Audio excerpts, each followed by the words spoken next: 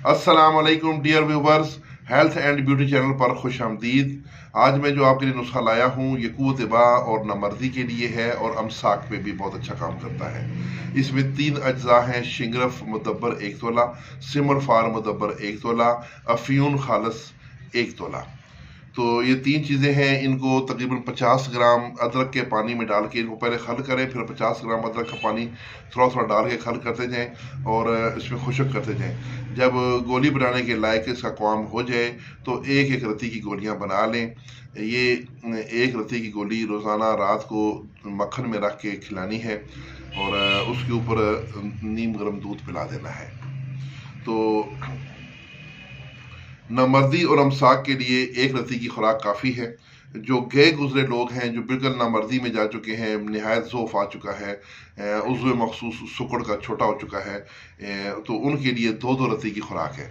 ये रोज़ाना एक ही खुराक देनी है और मुसलसल देते रहें उस वक़्त तक जब तक आपको आपके मतलूबा नताइज हासिल हो जाएं, तो उसके बाद आप इसको छोड़ दें। तो अब इस नुस्खे की थोड़ी तफसील में बयान कर दूं। इसमें शिंगरफ मुदब्बर यूज़ हुआ है और सिमर फार मुदब्बर इस्तेमाल हुआ है। तो शिंगरफ को मुदब्बर कैसे करना है?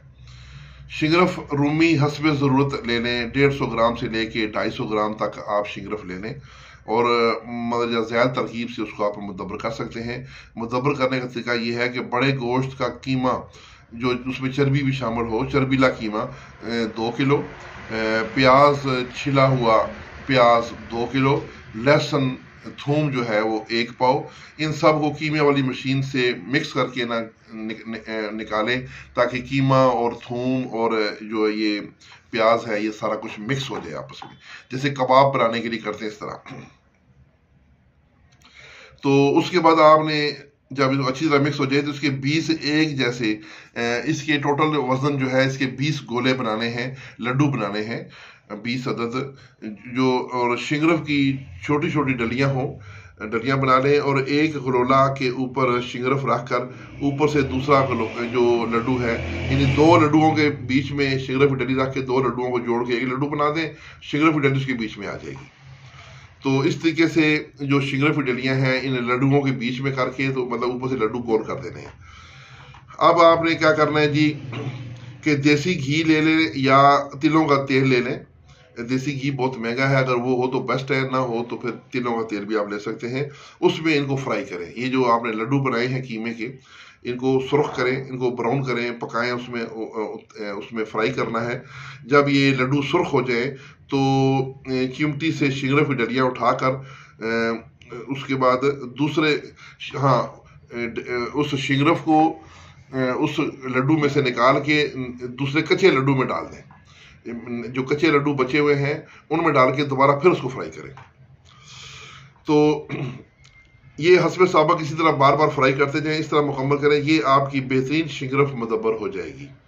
अब सिमर फार मुदब्बर का तरीका भी नोट कर लें।